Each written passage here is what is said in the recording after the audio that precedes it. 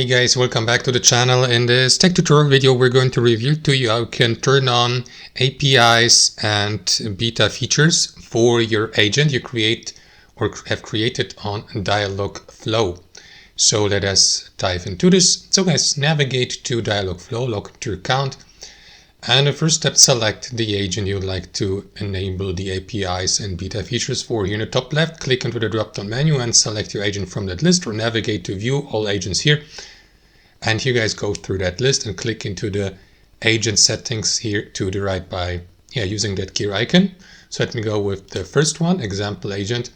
And here in its settings, navigate to the general tab, scroll down, and here under beta features, it may be disabled on default for you, but you may enable it by switching them on to get access to features and APIs if you like, and you may disable this here. Just don't forget to save your settings or changes here in the top right.